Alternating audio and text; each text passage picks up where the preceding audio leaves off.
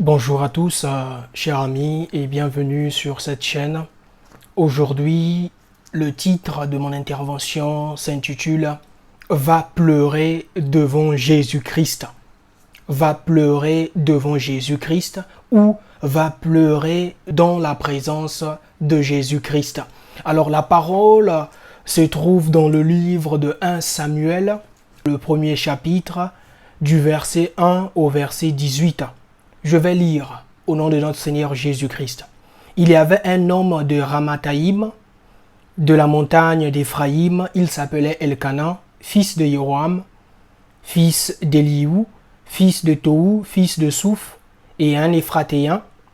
Il avait deux femmes, l'une s'appelait Anne et la seconde Pénina. Pénina avait des enfants, Anne n'en avait pas. Tous les ans, cet homme montait dans la ville pour prosterner devant le Seigneur, le Tout-Puissant, et pour lui sacrifier à Silo. Il y avait là, comme prêtres du Seigneur, les deux fils d'Éli, Ophni et Pinas. Vint le jour où Elkana offrait le sacrifice. Il avait coutume d'en donner part à sa femme Pénina et à tous les fils et filles de Pénina. Mais à Anne, il donnait une part d'honneur, car c'est à Anne qu'il aimait, bien que le Seigneur l'eût rendu stérile. De surcroît, sa rivale ne cessa de lui faire des affronts pour l'humilier parce que le Seigneur l'avait rendu stérile.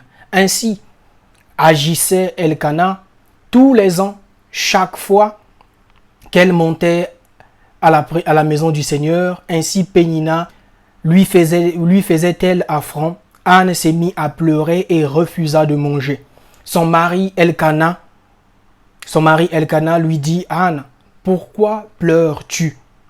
Pourquoi as-tu le cœur triste? Est-ce que je ne vaux pas mieux pour toi que 10 fils?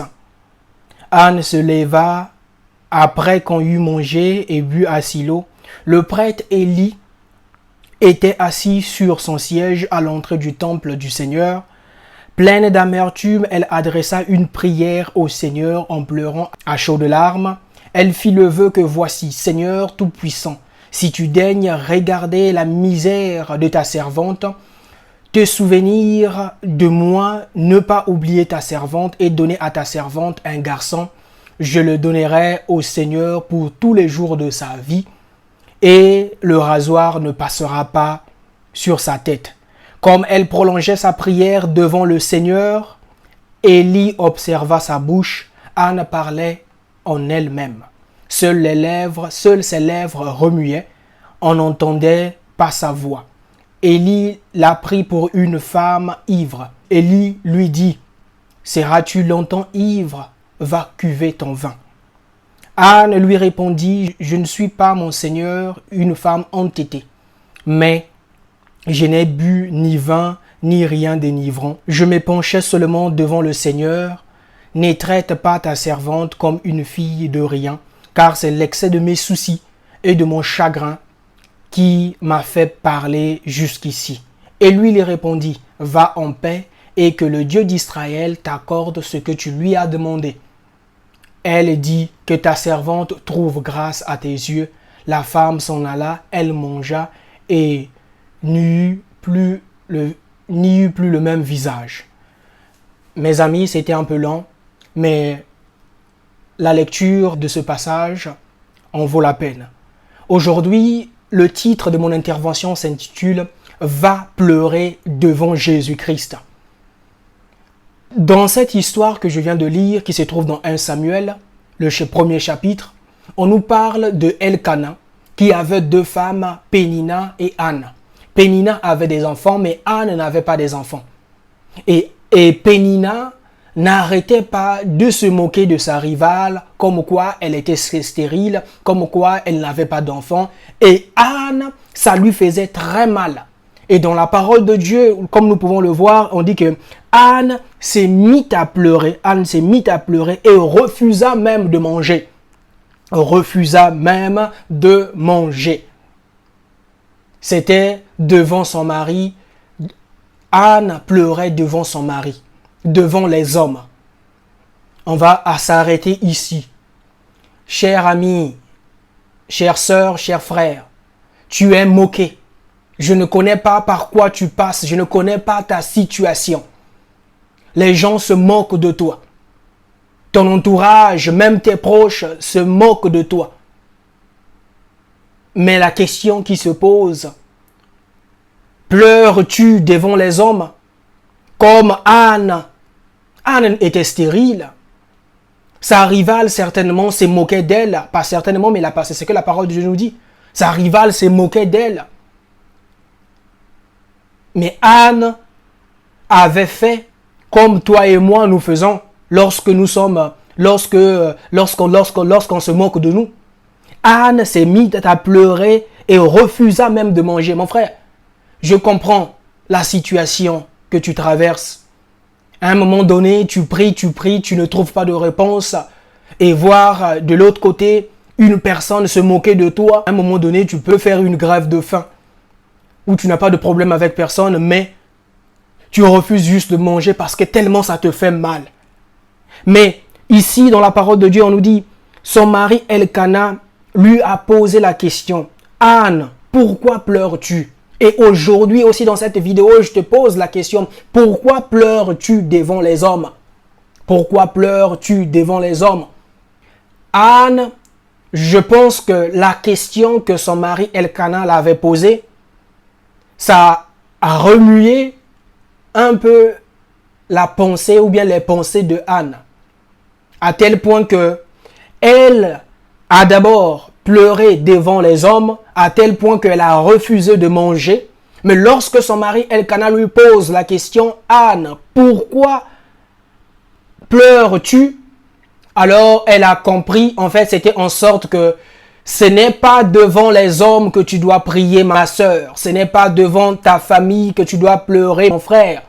C'est devant Dieu. Et Anne l'a compris. Anne, dans le verset 9, 1 Samuel 1, le verset 9, on nous dit, Anne se leva.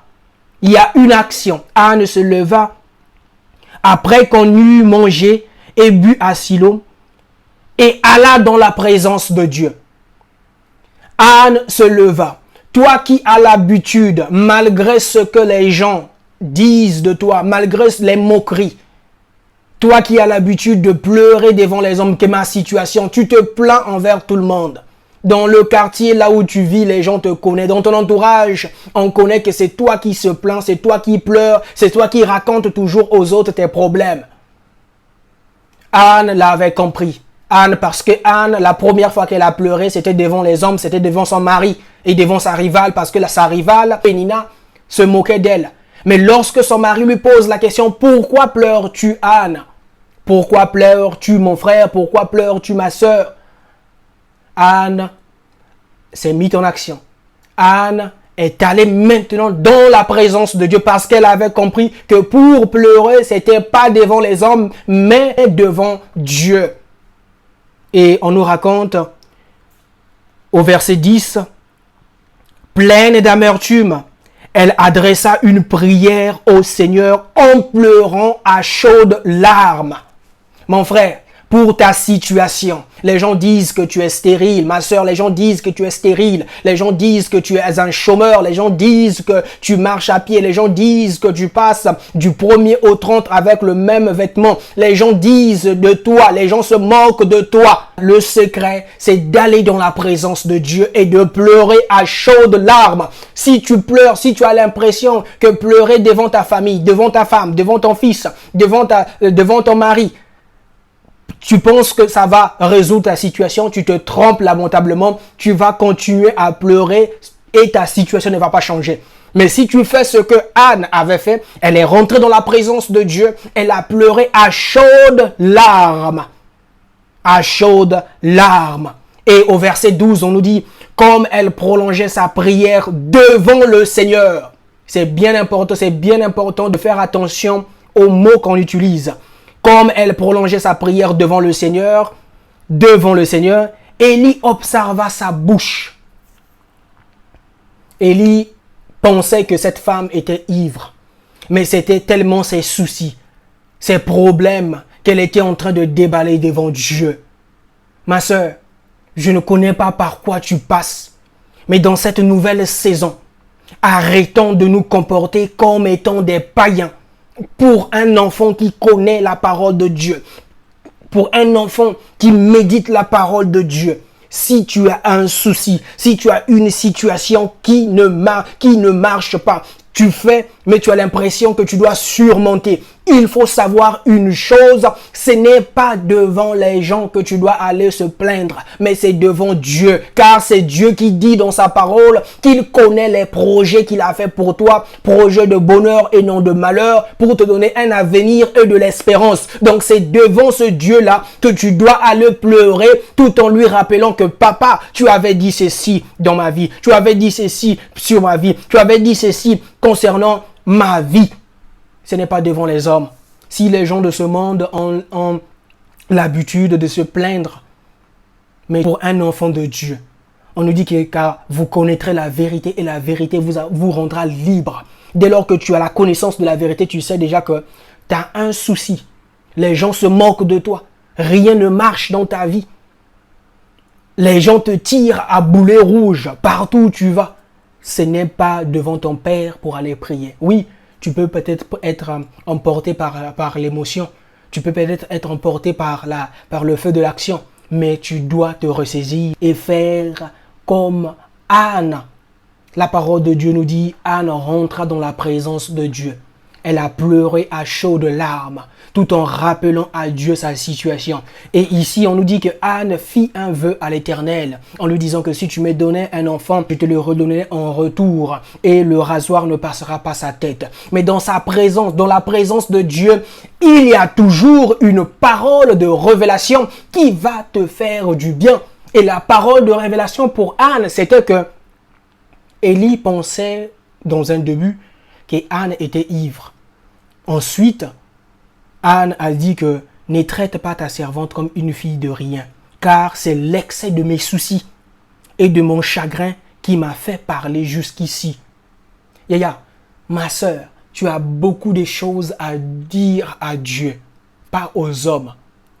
L'excès de tes problèmes, l'excès de tes frustrations, l'excès des situations où tu sais que vraiment, là, je dois vraiment m'en découdre avec ça. C'est devant Dieu. Va, entre dans ta présence, prends une chaise, dis à Dieu que viens t'asseoir là, car j'ai des trucs à te dire, car je dois te dire des choses. C'est devant Dieu que tu dois dire, c'est devant Dieu que tu dois te plaindre, c'est devant Dieu que tu dois te lamenter, c'est devant Dieu que tu dois pleurer. Parce que si tu pleures devant les hommes, lorsque tu vas tourner ton dos, ce sont les mêmes personnes qui se mettront à se moquer de toi. Regardez-moi celui-là. Il se plaint tout le temps. Il ne veut pas travailler. Elle n'est pas aussi belle que ça.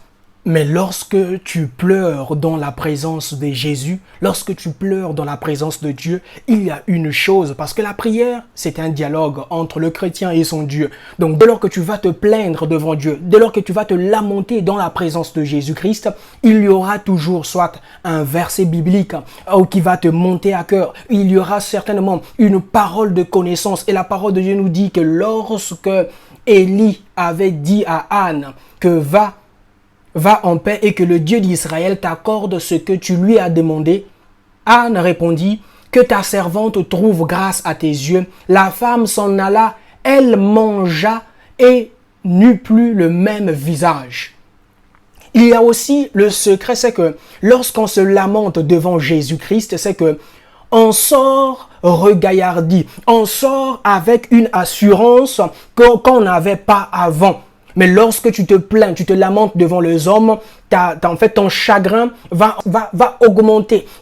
Tes soucis, tu auras l'impression, vont encore s'augmenter. Mais lorsque tu te plains, lorsque tu lamentes devant la présence de Jésus-Christ, tu sors avec le visage joyeux, comme Anne ici. Et on nous dit avant que Anne pleurait et elle refusait de manger. Mais on nous dit que lorsque la parole de connaissance à travers le serviteur de Dieu, Élie, lui a dit, va en paix et que le Dieu d'Israël t'accorde ce que tu lui as demandé. Anne était sortie, mais aussi elle était partie manger.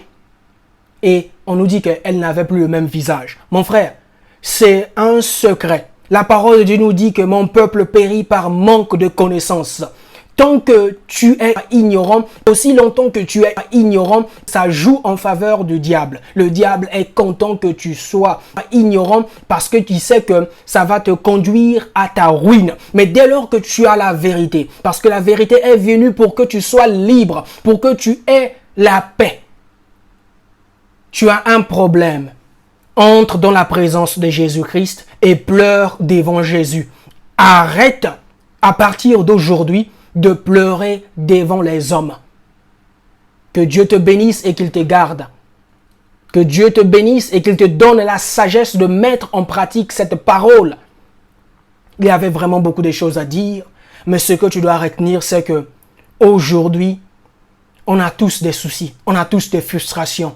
On veut tous voir Dieu agir quelque part dans un domaine où nous ne voyons pas encore la main de Dieu. Mais pleurer devant les hommes ne te servira à rien. Se lamenter devant les hommes ne te servira à rien. La situation d'Anne avait changé lorsqu'elle avait compris qu'il fallait pleurer devant Dieu et non devant sa rivale Pénina et non devant son mari Elkana. Ta situation va changer aussi lorsque tu vas opter cette stratégie de pleurer devant Jésus-Christ et non devant ta femme, et non devant tes proches, et non devant ton mari, et non devant tes camarades, et non devant tes copines. Que Dieu te bénisse et qu'il te garde. N'hésite pas de t'abonner à ma chaîne pour plus de vidéos.